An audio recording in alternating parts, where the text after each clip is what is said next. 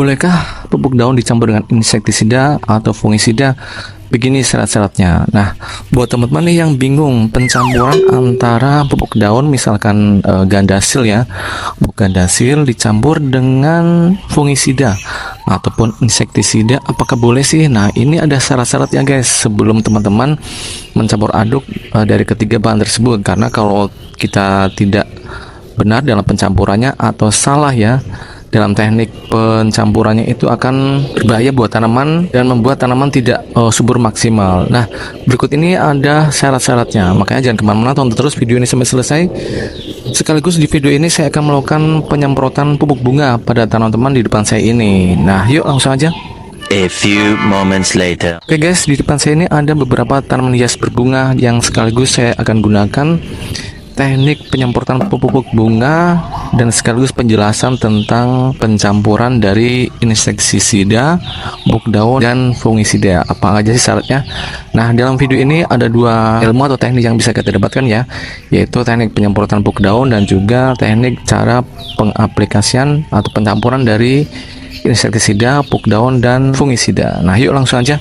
Di depan sini ada dari beberapa tanaman hias berbunga ya. Di tengah itu adalah tanaman hias bunga Colgate.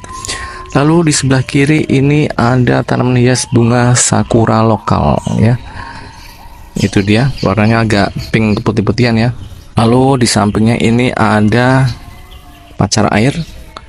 Lalu yang di bawah kanan ini adalah torenia ya.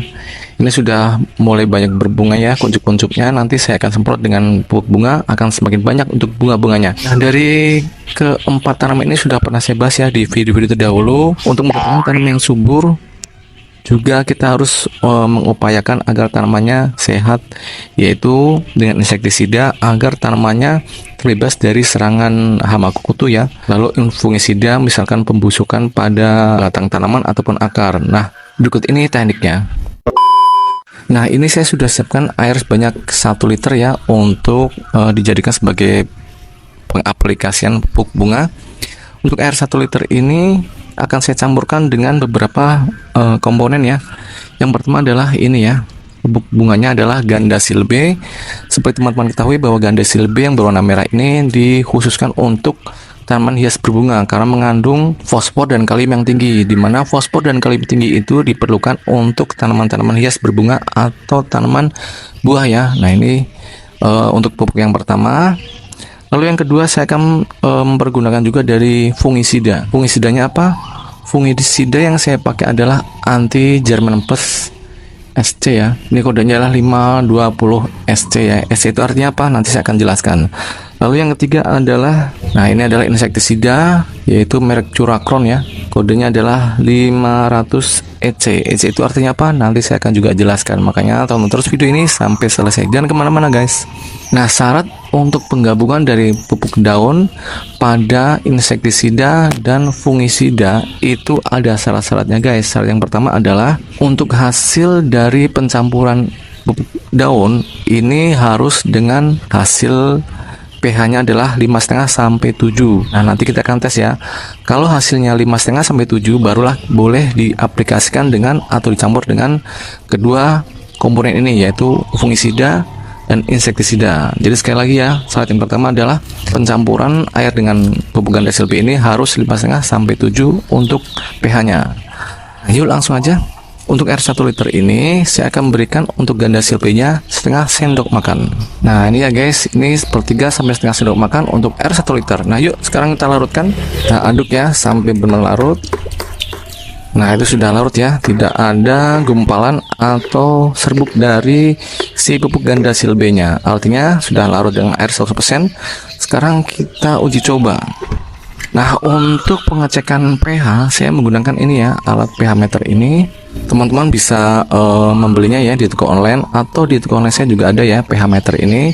Ini sangat penting untuk pengaplikasian pupuk cair ya pada tanaman-tanaman kita di rumah agar benar-benar maksimal dalam meningkatkan kesuburan tanaman yang kita rawat. Nah, yuk langsung aja kita tekan tombol on off-nya. Nah, ini. Nah, oke guys, ini ya sudah ada angkanya. Sekarang kita masukkan untuk ke dalam larutan pupuk gandasil B-nya.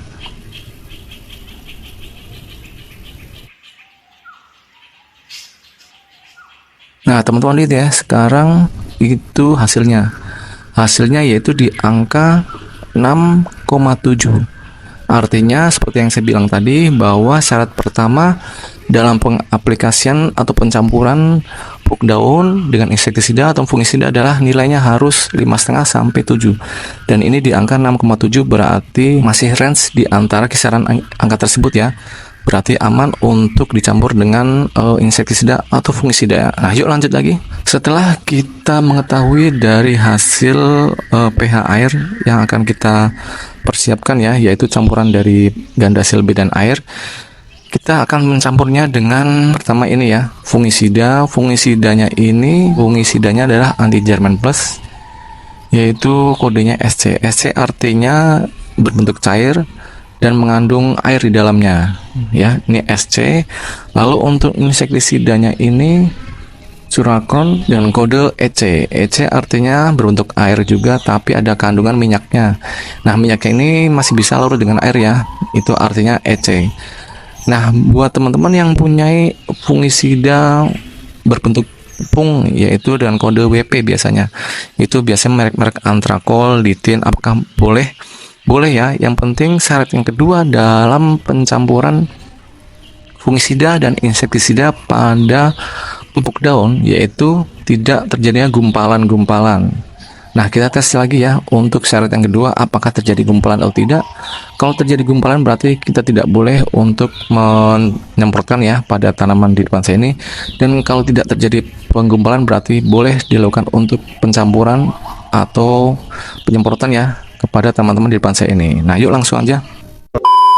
Untuk anti Jerman ini untuk air 1 liter adalah 1 mili ya, atau 1 pipet atau 1 sendok teh ya. Nah, itu dia warna hijau ya, 1 mili kita campurkan.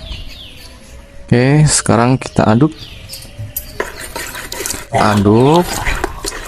dan tidak ada gumpalan ya, sekali lagi. Lalu selanjutnya adalah Curacron ya. Curacronnya berapa? Curacronnya untuk air 1 liter itu adalah 0,4 ya, atau setengah pipet atau setengah sendok teh. Nah, ini ya setengah sendok teh kita masukkan. Oke, sekarang kita aduk lagi.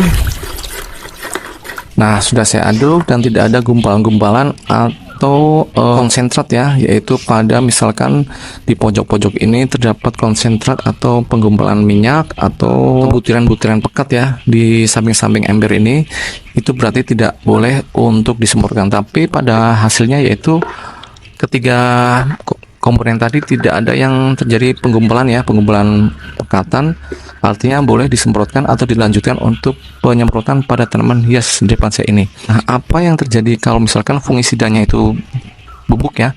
Nah, tekniknya adalah untuk yang Antrakol itu berbentuk bubuk, kita harus ekstra mengaduknya dengan tepat agar benar-benar larut pada komponen atau larutan yang kita persiapkan. Jadi fungisidanya tidak masalah walaupun misalkan tidak berbentuk cair seperti ini, berbentuk tepung ya, seperti Antrakol, itu juga boleh dicampurkan pada ketiga komponen ini. Yang penting benar-benar diaduk sampai larut, tidak ada penggumpalan. Nah, itu boleh disemprotkan. Nah, selain kedua syarat itu ada lagi syarat yang ketiga, yaitu apa? Yaitu untuk pupuk daun itu jangan dicampur dengan pupuk atau komponen yang mengandung kalsium, yaitu yang dapat meningkatkan pH tanah. Nah, ini contohnya ya, ini adalah pupuk kalsium boron. Ini pupuk tunggal, pupuk kalsium, jangan dicampur dengan ini ya, pupuk Gandasil B karena mengandung alkali atau dapat meningkatkan pH pada air dan itu sangat dilarang. Jadi pengaplikasian pupuk kalsium boron ini diaplikasikan dengan tersendiri, jangan dicampur dengan pupuk Gandasil atau pupuk yang lainnya. Oke ya. Nah, yuk kita lanjut lagi. Oke, sekarang kita masukkan ke dalam alat penyemprot seperti ini. Oke, kita tutup ya untuk alat sprayernya. Oke guys, kita lanjut untuk penyemprotannya. Nah, penyemprotan dari ketiga bahan ini bisa kita lakukan seminggu sekali atau 2 minggu sekali ya. Nah, seperti ini kita semprotkan di pagi hari di mana tidak terkena sinar matahari langsung ya.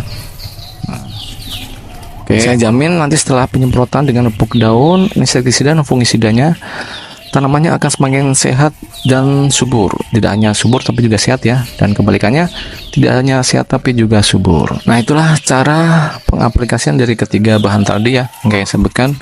Semoga bermanfaat untuk video kali ini. Jangan lupa like, share, dan komen. Subscribe dan tekan loncengnya. Sampai ketemu di video berikutnya. Dadah.